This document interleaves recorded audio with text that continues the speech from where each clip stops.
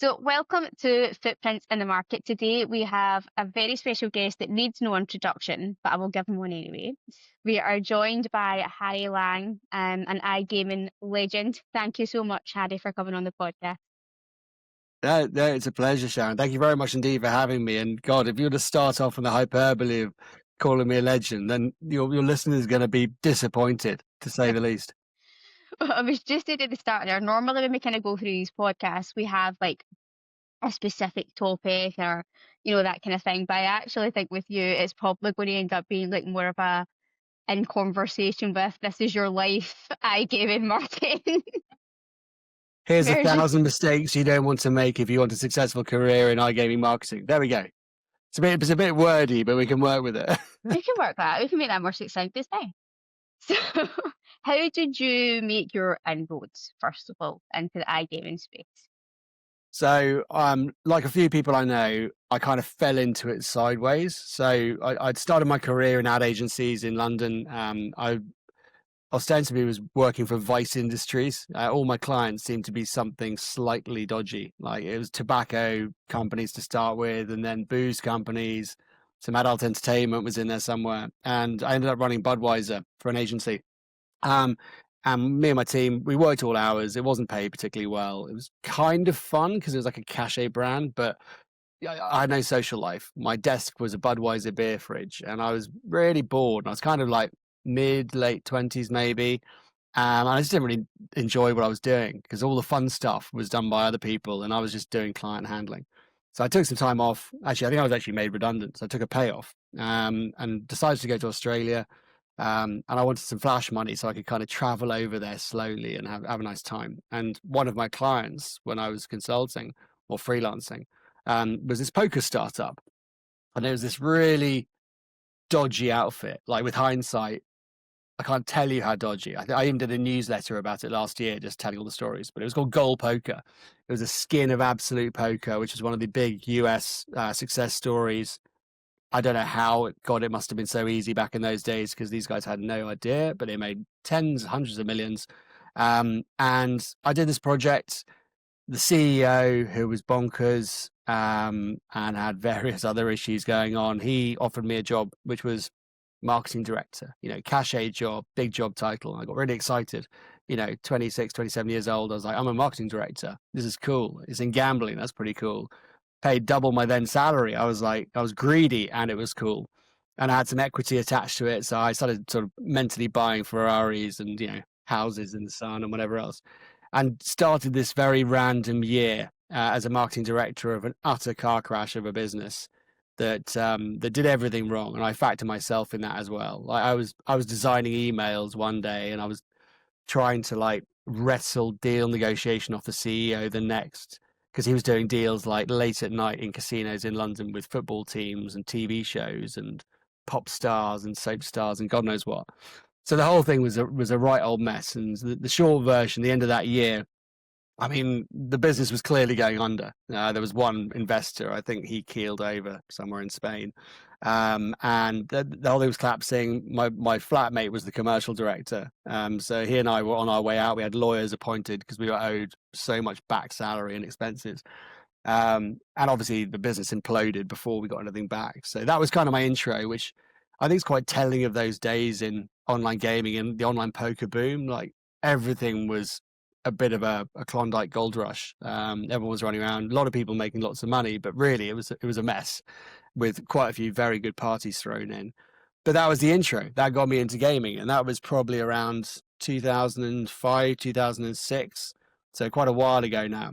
And you stayed. And well, I had to because I was owed all this money. I was flat broke, so I walked over the corridor. Our office was in Red Hill, right? So for all the glamour parties and the trips to Dubai and the football players and the soap stars and the models, for all of that, our office was in this like serviced office block in Red Hill in Surrey, which isn't the prettiest place in the world. It doesn't scream like ostentatious startup success.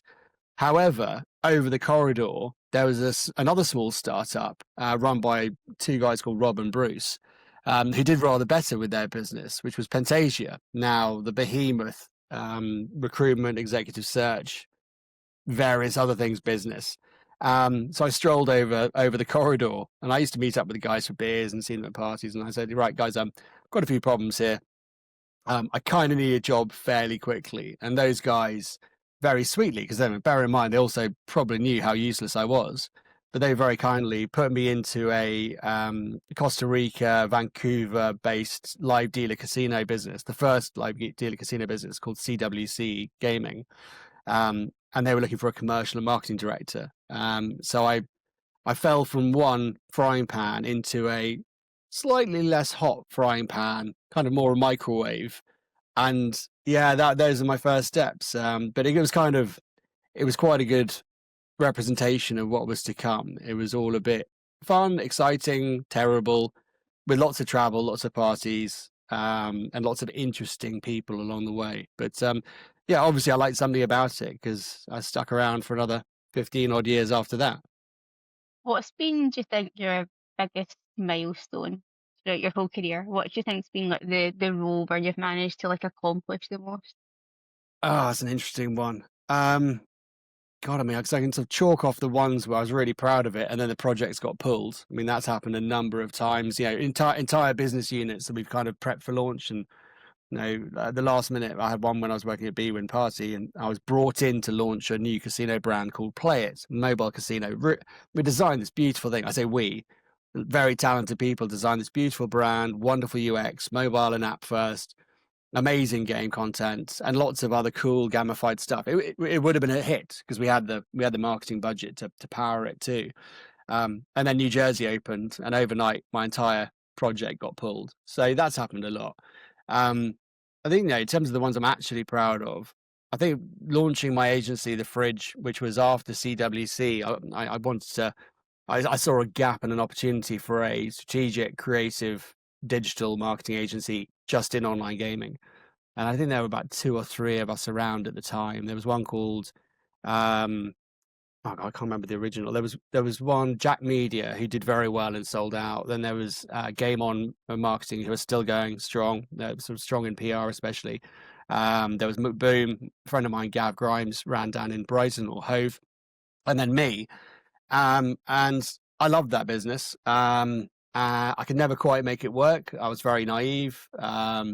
I pitched like 90 companies, and everyone said, "Yeah, we're keen," and no one paid up. Probably because I was terrible at closing. But a lot of mistakes. But I loved everything about running that business, and I learned an awful lot about people, about business, around marketing, around how to go about running my own ship. So that, oddly enough, being a terrific failure in the end, I was really happy for almost all of it and about what we were doing. But then you get to the real sort of proper achievement ones. I think things like I've done a lot of brand refresh projects and brand architecture ones. I did it when I was CMO at Pinnacle. That's still going strong. It still holds up. Still looks really sharp. Buzz Bingo, we did one. Genting Casinos and Genting Bet, when I was a consultant there, we did one. Product Madness, the social casino, I did that one as a consultant. I think if you amalgamate all those, the fact that a lot of them are still living on today, and I think they still feel contemporary, they still don't look tired and old. I really like the fact that the methodology I created for doing brand architecture guidelines, design style refreshes, that was used. And the methodology was designed not to be ridiculously expensive because I remember when I was at Bwin and they did a brand refresh for the Bwin master brand. And it was kind of like, it was well over £1 million, right? And one of the pages in this book from this very trendy design agency in Middle Europe was AstroTurf.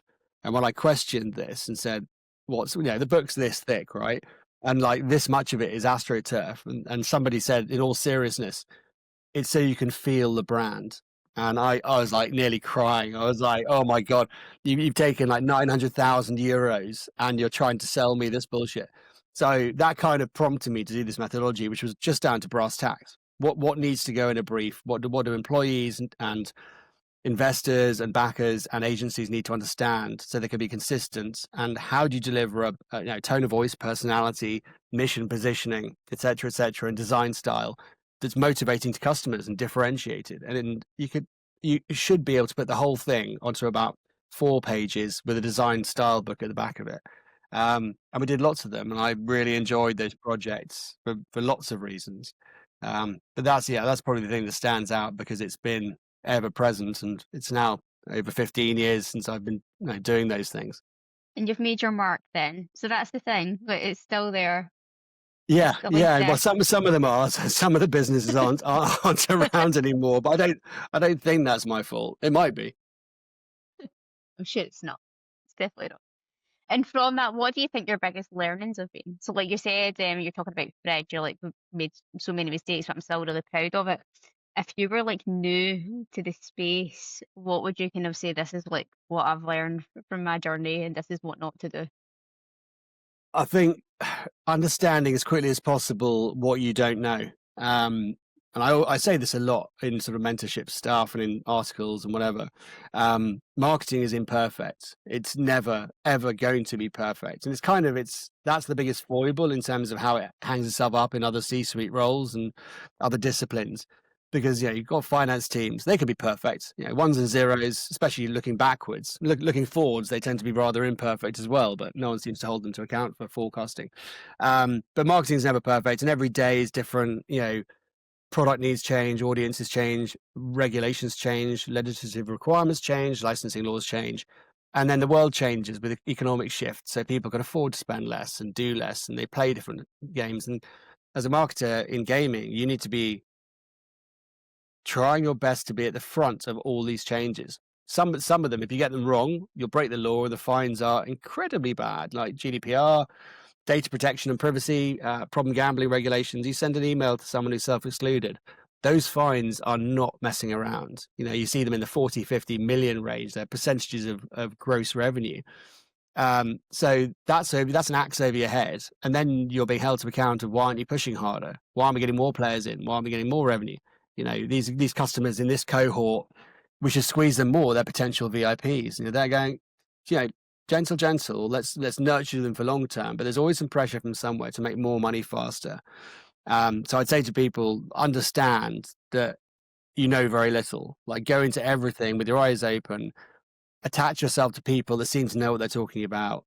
Lean on those who are subject matter experts. Like, this is the great thing about, as you go through your career and get into more senior roles, head of marketing, marketing director, CMO, whatever it might be, very quickly you'll have someone who is 1 year at a university, who's an SEO or ASO specialist, who will be 100 times better at that discipline than you are. Right. So your need is to understand the potential for that area, how it works, and what support you can give the team and budgets to make them excel in it. But in terms of what you're actually doing with it, they are better than you. Everyone's better than you. So I think it's critical early on to take the ego out of the equation. Collaborate, listen, and that leads you all the way into experimentation. Like, if you're closed-minded and think that you know best, you're dead in the water. If you're open-minded, that brings you into the acceptance that test and learn, fail fast. Those are your mantras. That's where success lies. And I think I was guilty of being quite sort of cocky when I was younger, and I thought I knew everything. I was like, oh, Billy Big Balls in my big job title, and flashy jackets and jeans combo, whatever. Now, I don't even think it's about being humble. I absolutely unequivocally know that in most things I'm thick as pig shit. But I know what direction to take things in. I know strategically what we need to do. I understand the need to identify audiences, then build strategy, then wrap around KPIs, then build a budget against that, then do your channel strategy, your tactical plan, then roll out and test and learn. I know how to do all that bit. And you execute, and you're like, there's a very good example of this. The TV campaigns I've done that I'm most proud of, almost 100% of those were the least successful. The ones I think were rubbish, and I'm calling out one with a twerking cactus with a Mexican accent here. I was going to Best ask performer which ever. one. Best performer ever. Mecca Bingo. Did it when we were in Gibraltar, shot it in London, and it was purposefully crap. It was purposely designed to be standout, to be like annoying, weird, kooky, odd, whatever, because we wanted the cut through. And so it was all those things. It was funny as a result, but it was in the weird end of what the hell. That one did gangbusters. And as a marketer, as long as you're sort of like, as long as the brand's not suffering with what you're showing to the world, it's whatever works. That works best. And that gets more and more true when you get into some of the performance marketing channels on mobile, like the app network and TikTok creative. when you're farming out 3,000 ad creatives on app networks and TikTok every month, the ones that work, the ones that like, you pull to the top of the pile, like the AI spits out and goes, this is it. It's very often the authentic, i.e. crap handmade rubbish that performs best. And you Yep. don't care. You're just Yep. there to get the highest performer, and as long as it's not stealing imagery or Hollywood stuff that might get you sued, as long as it's original, it really doesn't matter what's in it. You're just about the performance element and, wrapped in brand colors to try and make you feel as if you're keeping it within the sort of brand family space. But yeah, it's an understanding of what your role is and how little you know and how important it is to just have resilience in pushing against perceptively closed doors. They're all quite a big deal. I think that's an important takeaway. See what you were saying there, like marketing is imperfect. Because I actually, just really strange, I had a conversation about this yesterday just with one of my marketing friends within the iGaming space. And I think sometimes from like from a marketing standpoint, like from agency side when we have clients, I feel like the need for perfection gets in the way of things actually happening. And like there Yeah. needs to be that realization of, do you know what, we could spend 4 hours perfecting this to exactly like the pinpoint of how you want it to be. But the reality of that is probably won't make it perform any better. And actually that time's probably better served, doing other things within your campaigns.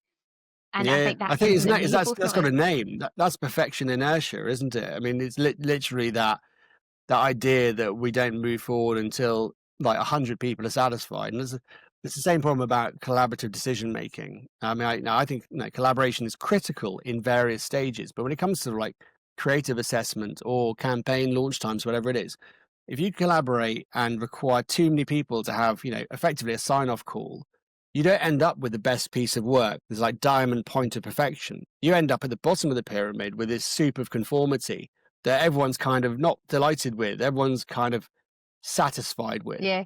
And that to me is just unforgivable, right? Because it's this brown soup of conformity, which no one's delighted, especially the customers, but it gets signed off, so it goes live. Well, if you think about that rationally as a CEO or a CMO, what a terrible way of doing business. I mean, it's absurd because before you go live, this is not the best, most effective piece of work or campaign we could put out there. I'll fight tooth and nail to get away from those situations because then, Christ, it's hard enough. This whole job is hard enough without putting up barriers yourself to make it even harder. I mean, that's nonsensical. I think you're right. And I think that especially within iGaming, there's like a lot of like startup companies like looking to make their mark in the space. And I think that sometimes organizational structure of that works like exactly how you're saying. So you'll start off with something and you start off with a great campaign concept. But by the way, by the time you get to the end of it and it's went through so many different people and it's been micromanaged to such a Yeah, state, you end up with something that's completely different from what you started with. And everybody totally. just thinks is all right. And then, well, then if you remember that one of the other biggest problems about decision making, especially on creative or marketing campaign work, is people have a real problem putting themselves in the shoes of the customer, representing the customer. The subjectivity is constantly a problem. CFOs in particular seem to have a habit of having an opinion. And you sort of say, when was the last time you played casino slots and were a woman from Yorkshire? When was that? Because your opinion is totally invalid on all these points. And yet, because you got the big job title and you sign off the money, you think that gives you the right to have a say in this. And it's the opposite. You absolutely should have no say in this. You should have a say in how the money's spent and investigating and digging into the rationale behind that spend, the measurement, the ROI, all of the metrics. Absolutely. But what's going out there, you're not the customer. And, none of us are the customer, but marketers, good marketers, think on behalf of the customer. What are they currently playing? What are they currently reacting to? What campaigns did they like in the past that were actually effective? These are the questions that need to be asked, not, I don't like the blue, which again happens way too often. Do you think, as well as like sort of organizational structures and things, we talked a little bit about like regulation and legislation. Do you think that's hindering marketing creativity within iGaming just now because it's getting tighter, or do you think that sometimes that maybe is an excuse for like Um, lazier marketing? no, it's. I mean, I'm sure I've used it as an excuse as well. I mean, let's face it, the regulations are there for very, very good reasons. iGaming as an industry, whichever percentage point you choose, there is a percentage of those people who get into problem gambling behaviors. Some of those problem gambling behaviors lead into very serious societal and personal impacts, like the most serious ones. So if that's the table stakes, the regulations are absolutely unequivocally required. I've always viewed them as being the leveler. It's the level playing field. If we're all up against the same regulations, and if the regulations are well constructed, so there aren't loopholes, we can't, in the old days, we found loopholes. There were ways around these things. Like I'm talking 20 years ago. Nowadays, the penalties are such, and the guidelines are more clearly ratified. You don't seek the loopholes. You operate within the constraints, and you're creative within those constraints, because that's allowed as long as you're targeting the right age of person who's not got problem gambling behaviors in the right geos and the right channels. You're okay, and everyone's got the same rules. So whilst that playing field is leveled, I think it enhances creativity in many ways, because you can't do what you would do if you're selling, I don't know, a health and wellness app, and you have a girl in a bikini drinking cucumber smoothies on a beach somewhere, or whatever the hell they do for those app campaigns. So it's a leveler that forces you to get creative, to try and get the edge, because it isn't just the gaming product side that's about percentages and edges and odds. We're about getting an edge as well. If we can get 5% better ROI or 5% lower CPA on our target geos, we're more successful. We will grow faster. We're a better business. So that's the challenge, and because it's unequivocal in regulated markets, that is, you just deal the hand you're dealt. So I really don't think there's any cause to complain about it, and I don't think it does anything other than just focus the mind. And sometimes you wish you could just go gung ho crazy with big campaigns and go on TV everywhere and blah blah blah. But I've worked in everything from sort of dark grey all the way through to hyper regulated. And they all bring their own challenges, and some are more interesting than others, and some you get more budgets to play with. But arguably, when you get more budgets, a greater slice of the pie goes towards Meta and Google. You might get brand TV spend if you're lucky. If everyone finally buys into what you've been hammering about the importance of brand X performance. But yeah, you just got to understand what the rule book says and then play within it. Do you think there's enough focus on sort of market when it comes to retention of players? Because obviously you talked about CPA a little bit there, and I think that's always a task that we are provided with. It's always we need this amount of players and we need this, but then less focus on the churn rate of them, the life, and how long they're there for, and then they need to constantly replenish that. Yeah, so the analogy I've always used on it is perceptively acquisition, user acquisition, UA, etc., and brand to an extent. That's kind of like central midfield and the attacking lineup in a football team. Basically, glory hunters, get all the money, get all the plaudits, get the media press, and everyone celebrates them. It's like, look at this, my TV campaign, it's amazing.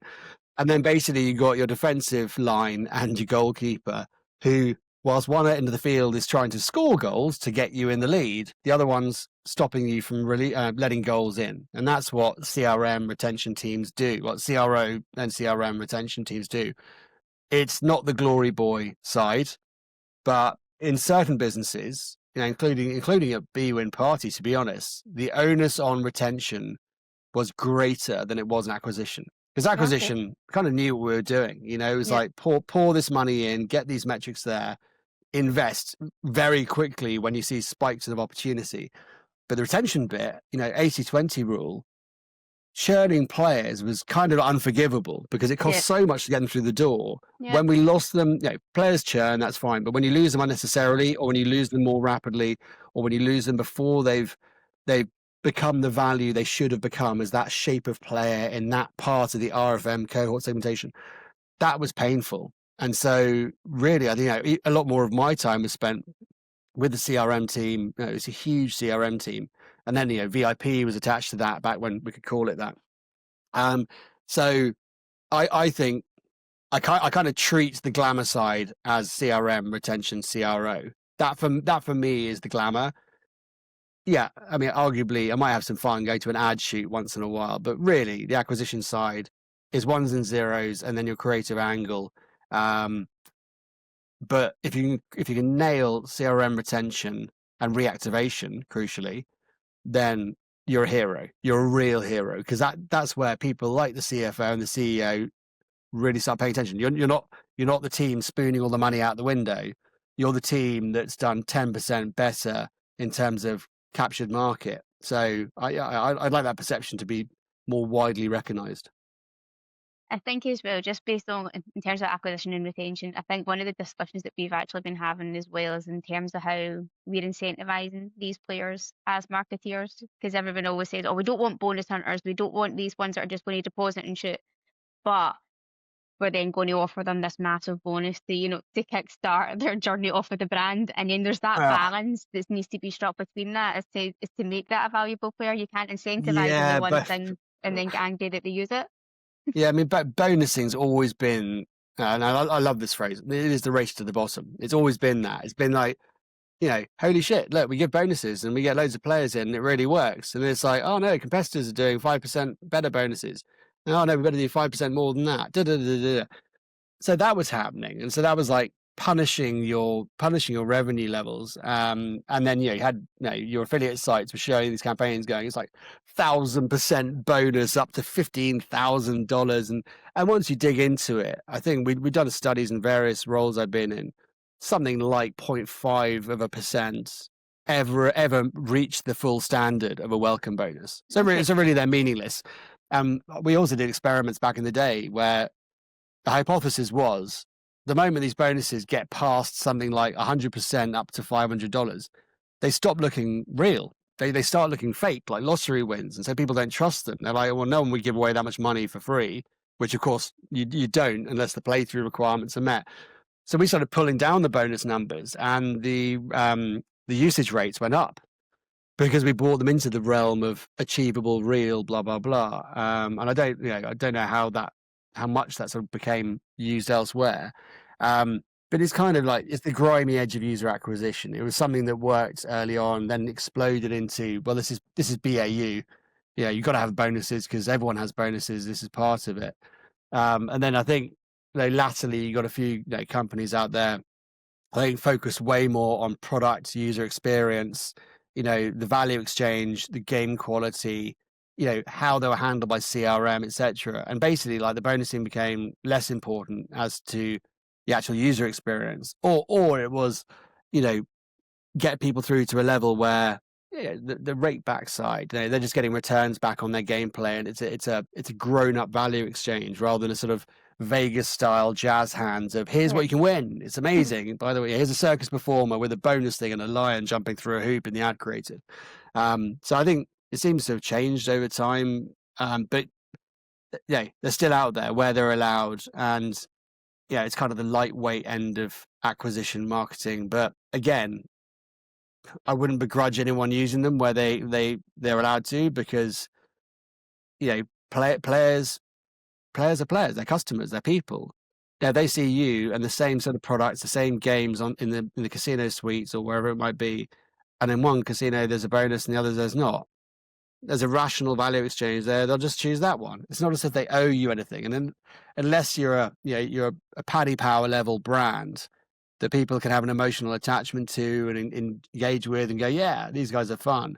Yeah. In Christ, Paddies have invested billions over 25 years to get to that level of entertainment and value. Most people don't have that. So then you have to lean in on the rational, and the rational comes with bonuses, and it's kind of part and parcel. Do you still kind of keep your finger on the pulse in iGaming, and do you often look at campaigns and think, oh, this is brilliant, I'd have done that one, or you thought, oh, this is terrible? Is there any sort of brand that you've thought? It tends to be the latter, but then I think there's a natural cynic in me. I think because, like, years and years ago, like back at the start of my iGaming career, I wrote like a little mini column in the back of, I think it was eGaming Review when it was still a magazine. And it had the smoking gun section, and I do an ad critique at the end of it.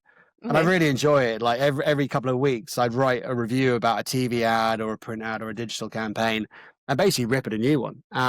Until a friend of mine pointed out, this is when I had my agency, he's like, they're funny and everyone likes reading them, but your potential client base is the brands that you're taking the piss out of every week. And I was like, yeah, but I'm demonstrating what they could do instead. And he's like, no, I don't think they see it like that. I think they see you as being some chippy little git who's just ripping a new one out of their £10 million ad campaign. So I kind of stopped doing those. But So, Harry, what we thought we would do is obviously we've got some listeners, and the whole point of this podcast is that they might actually be new to iGaming and new into that space. And I think listening to your journey, there's obviously been a lot of like really, really highs, but there's also been a lot of points where you thought, well, actually, this was a bad move or this was, a bad decision and that kind of stuff. Is there anything that you could give brand new people who are like looking to start their marketing journey and saying this is what you should do or this is what you shouldn't do? Like Yeah. a golden nugget bit of advice. yeah, no, I think the biggest one would be to stay inquisitive. And by inquisitive, I mean, do your reading, watch the videos, ask questions. There's so many resources out there now that there weren't, 20 years ago. So educate yourself, become better at the things you're interested in. Focus on becoming the person who is an expert in the things you're good at. It's always easier to be excellent when you find things easy. But then speak to people at the conferences, wherever. This industry is famously full of incredibly nice people and incredibly open people, some of whom are now incredibly successful and friends of mine. But they're still very happy to take a phone call, to have a coffee. So be inquisitive, ask questions. Just, as long as you're courteous and as long as you don't, over dominate someone's time, you'll find a lot of people who are willing to help. And especially if you show an interest in their business and an opinion, you'll go a long way doing that. I think you're right, actually. I think that's been a common theme even in the last season as well about this space in particular, that everybody's always happy to help if you're just nice and you're just open to them. It's not one of those ones that like some people I like most within the iGaming space are like competitors. Like there are people would classify them as competitor, but it just doesn't matter. It's just kind of not how you see it. Yeah, I mean, I don't want to paint an unfair picture. There are a lot of pricks as well, but you do find that over the course of time they do tend to filter out the sides because they annoy too many people and they're too much of a failure, and they lose too much money, so they kind of disappear. But it's not perfect, but it's an entrepreneurial industry where the world changes all the time. Everyone still enjoys a party at the right time. I think it's a bit more grown up now, so it's a bit more formal, which is good. It's a bit better behaved on some of the more nefarious behaviors as well, which is very good.